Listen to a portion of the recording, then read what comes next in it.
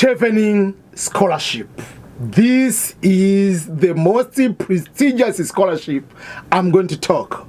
So follow me when I'm going to talk about this particular scholarship. Is going to be opened on August 3rd, 2021, and the deadline for application is November 3rd, 2021. If you become the Chevening Scholar, you will start studying in the United Kingdom either August or September 2022. This scholarship covers a lot of things. It's very big scholarship, and it gives a scholarship to over 60,000 people in 1 year. So I believe you are going to be one among. So what are the procedures to apply? What makes one person to be a very strong candidate? So I'm going to give this information before the application. When the application opens on August 3rd, together I'll go to in detail every single item of the application to give you the guidance on how you can become the Chevening Scholar for the next year. This is Ernest Boniface Makulilo, EBM, and I welcome you to the headquarters of opportunities here at the EBM Scholars, talking to you from my home office here in Belton, Missouri, United States of America. Chevening Scholarship. Who can apply for Chevening Scholarship? So, this Chevening Scholarship is going to cover master's degree studies. It's not for PhD. And it is a 1-year program. Chevening Scholarship enables outstanding emerging leaders from around the world, mostly from the developing countries, to pursue 1-year degree program in one of the universities in the United Kingdom. So, there is a misconception about Chevening, and there are some people, they call themselves typical Chevening, and even themselves they say, don't call you a typical Chevening. You have to know how to prepare a winning scholarship application. So on the Chevening application, the procedures is: number one, you apply to the university, you apply to the Chevening Scholarship. After that, you are going to do this application to the university, up to three universities. I'll go to explain to you. So in order to apply, number one, you must have a degree, because it's master's program, so it's for people who have bachelor's degree.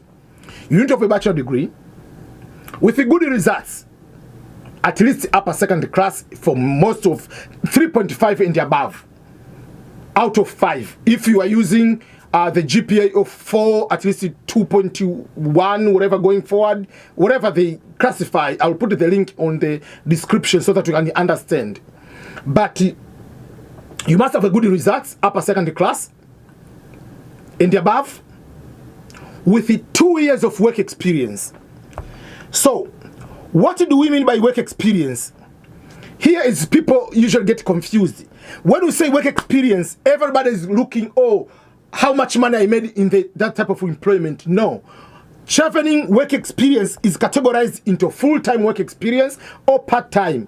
Can it be paid or unpaid, voluntary or internship, whatever it is, as long as you worked. And they go forward to give this explanation. Some of the programs, usually when they give work experience, they say work experience after finishing studies. But Chevening, they allow you to use work experience even while you are a student. So you can finish your bachelor's degree today and still qualify to apply for Chevening. Why? Because you have been working while you were a student. You can be working as part-time, you can be volunteering somewhere, work to have a work experience. But if you have done what is called the practical training or field attachment, that one doesn't count, because that is a requirement for you to finish your studies. So if you worked in a certain organization as part of the internship, as part of degree completion, that time doesn't count. They want you on your own to go to work either on a voluntary basis or on paid or unpaid internship, part-time or full-time capacity. You need to have 2 years of work experience. Last year, they removed the requirement for the English proficiency test. But still, before last year, before the COVID, application was this way. You are telling you're going to apply, but you don't need to do the test until you are already even get the opportunity. You do the test even later before you go to the school, to the university.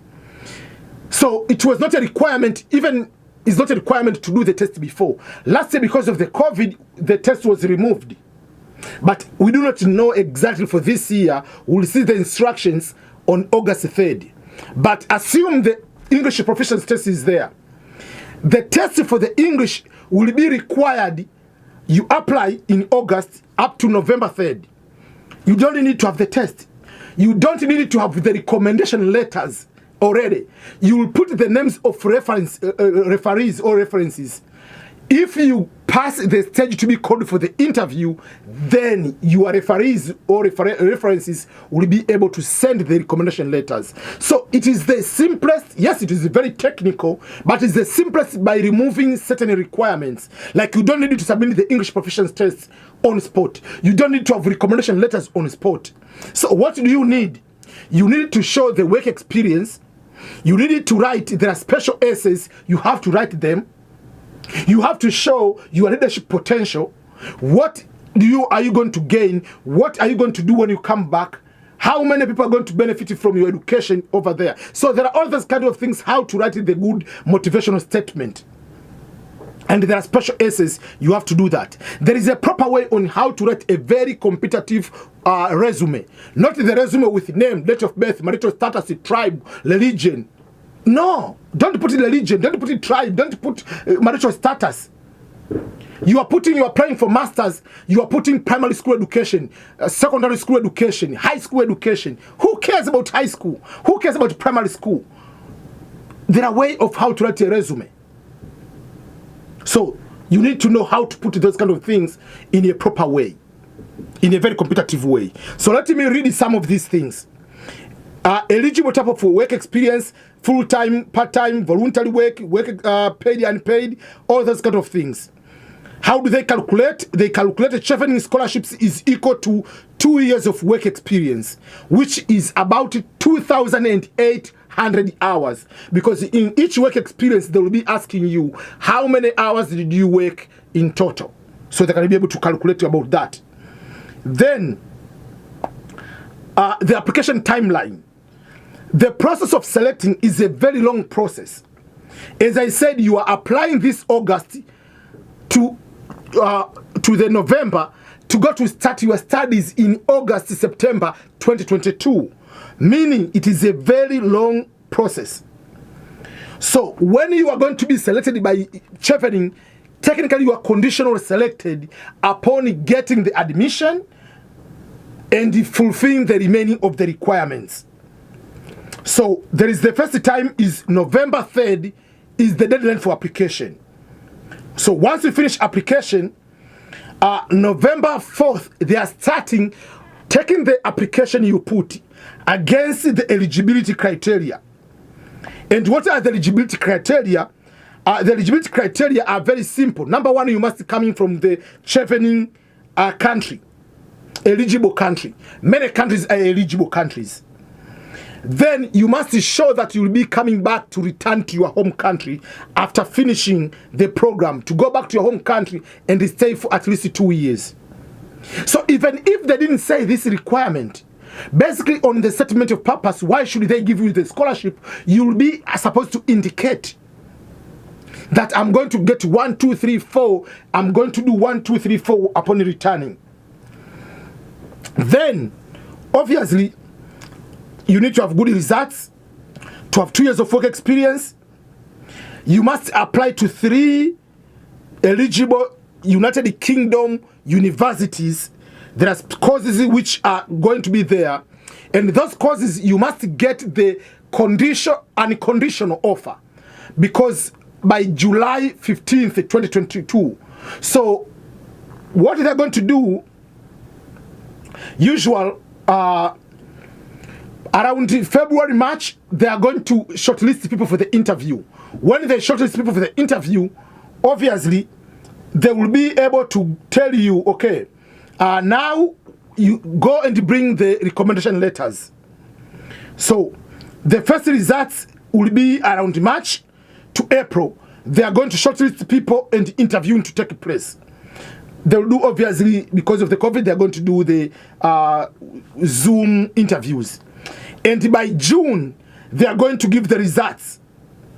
So the results that you have been able to be given, so the scholarship, then you are, if you haven't got the admission yet, you must make sure that you get admission by July 15th. If you get the July 15th, you give them to the Chevening, they give the final documentation for the visa processing. So July 15th, usually is the offer deadline, meaning that you must receive and submit at least one unconditional offer of the university you have been admitted to the Chevening. If you are already the conditional offer of Chevening, you match them together. Then from there, you are processed for the visa. Then you'll be able to go.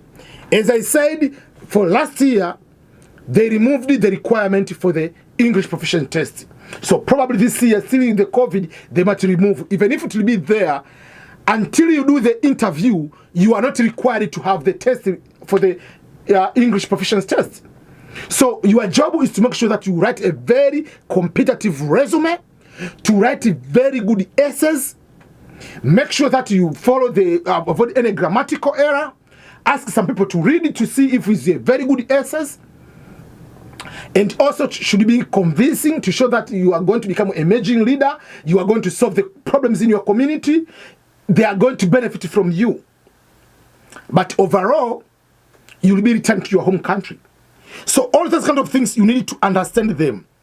But in detail about the Chevening, I'm going to put the link just for you to read about everything. But in August 3rd, I will make another video that will be a tutorial going through each aspect of the Chevening and explaining every single item. If is to write a resume, I'll go through the resume.